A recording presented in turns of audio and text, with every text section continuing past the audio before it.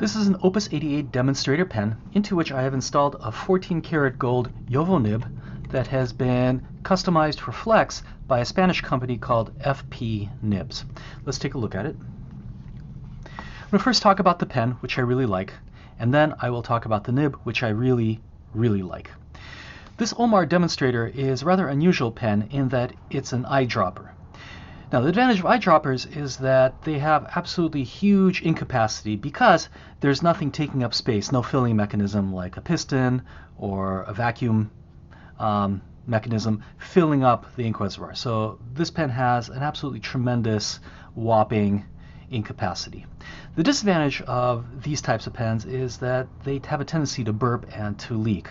Quite often, if you're using a eyedrop filler, as you use it, your hand is going to warm up the reservoir, which is going to create a heating of gases, which pushes ink out of the pen. This is also a huge problem when traveling. This pen is ingenious in that it has a stopper mechanism which seals off the ink reservoir for travel and also will prevent it from burping. So what you have to do is open up this little knob here like this, and this pulls ink into a slightly smaller, actually a little tiny reservoir here, and then you can close it off.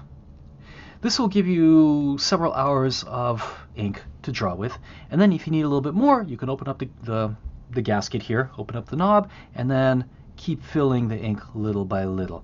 Now, some people find this mechanism fussy, but I think it has a lot of advantages to it. First of all, huge ink capacity without all the disadvantages of eyedrop fillers. Now, let's talk about the nib. Jowo is a German company that sells steel nibs, which, by the way, are really excellent and relatively inexpensive, but also 14K nibs.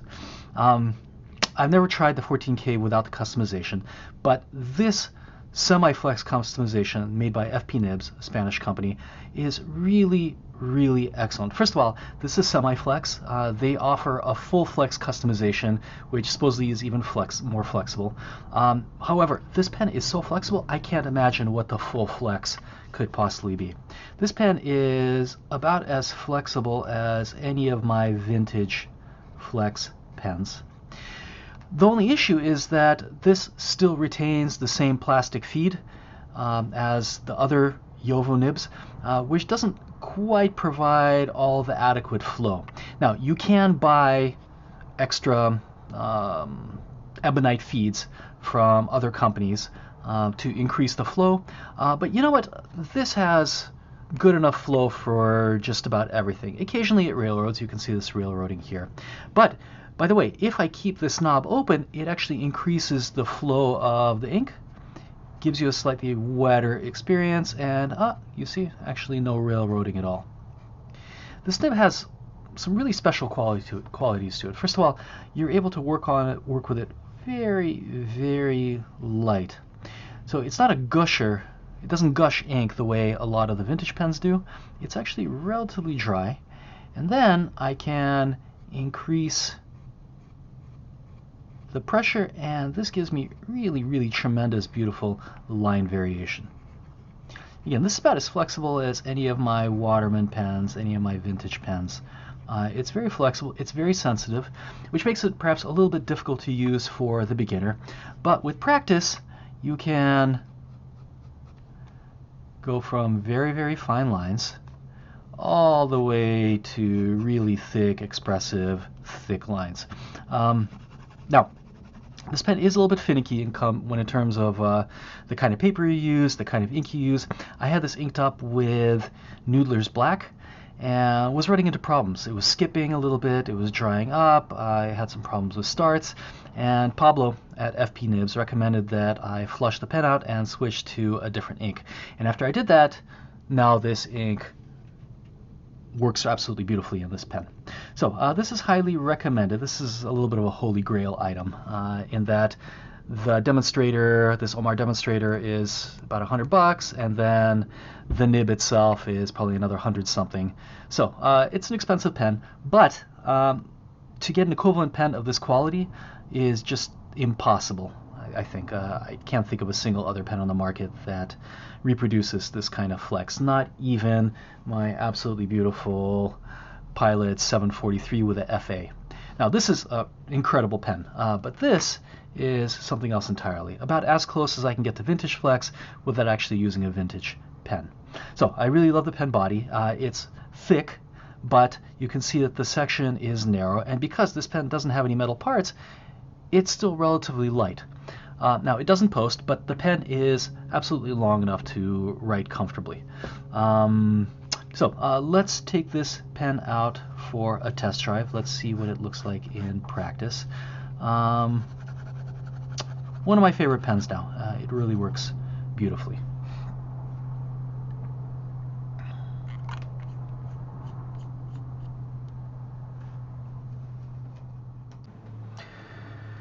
I have this pen inked up with diamine copper. It's a really beautiful reddish brown coppery ink. Now, normally my pens are inked up with Noodler's Black because I like the fact that Noodler's Black is water resistant, if not waterproof, which allows me to go over my drawings with ink wash or watercolor. But Noodler's Black wasn't working well in this pen, so I initially inked it up, had a lot of problems. I tried doing several demos, the pen was skipping, it had a bunch of hard starts. I was a bit exasperated. I emailed Pablo at FP Nibs asking him for advice whether the pen needed to be adjusted. Under the microscope, it kind of looked like the tines perhaps were misaligned or maybe had a baby's bottom. There was something going on, and he suggested to flush out the Noodler's Black and replace it with a different ink and give it a shot. And fortunately, now that I'm using this diamine copper, it works absolutely beautifully. First of all, diamine copper is a really lovely ink. I like the fact that it's slightly transparent, which allows me to play with shading, meaning that, you know, if you're working quickly, the ink will be lighter. If you slow down a little bit, it puts down a little bit more ink, the ink can be darker. So it's just one extra variable in the drawing process that you can play with when the ink is slightly transparent like this.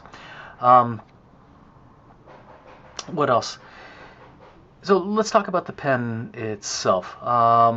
This is, once again, an Opus 88 demonstrator. Really lovely big pen. It's slightly larger than the Montblanc Meisterstück. It's thicker, but because this pen, again, doesn't have any metal parts, it's relatively light. The section is narrow enough. This is a really comfortable pen, surprisingly. I was actually surprised how big it was when I got it. I didn't realize it was going to be so big, and I was slightly worried that it would be kind of clunky. I'm having no issues with the size of this pen.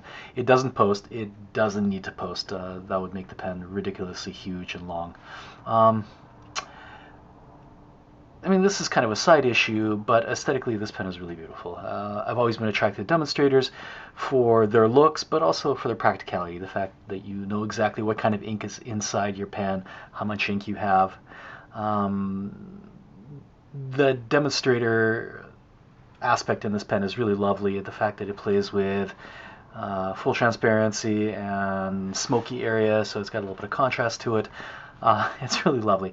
But the functionality is really great. The fact that, again, it's an eyedrop filler with that little stopper mechanism makes this pen really unique. Apparently it was once common in Japanese pens.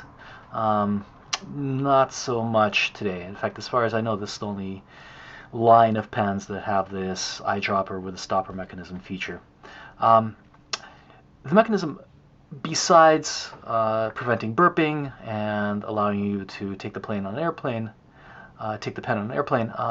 also has one additional benefit. When the knob is open, the pen actually has a little bit more flow. So you actually put down a slightly wetter, juicier line, which is kind of an amazing element in control. If I want to write a little bit drier, now in a flex pen like this, there's danger of railroading. But if I want the pen to run drier, I'll close the knob. If I want a slightly wetter, juicier line, I can open it up. So I can imagine at the beginning of the drawing having the knob closed, and then towards the end, as I go a little bit darker, I can open up the knob to control the flow. So again, one additional kind of subtle way of controlling the flow of the pen, which doesn't exist in other pens other than perhaps vacuum fillers, such as the TWSBI Vac 700. So the pen is great. It's perfectly balanced. The flow is great. The pen out of the box comes with a Jowo steel nib, a number 6 steel nib, which is a really nice nib for a steel nib. Now it's relatively stiff. It definitely doesn't provide any line variation at all, or very little.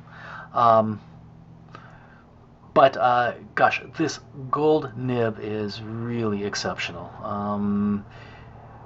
So once again, Pablo custom makes these nibs. Pablo at FP Nibs custom makes these nibs. He has a full flex option. He has a semi-flex option. The full flex option is pretty expensive, but really the semi-flex is so beautifully flexible. Again, I can't imagine what a full flex would look like. The full flex option comes with an ebonite feed that is adjusted for the flow.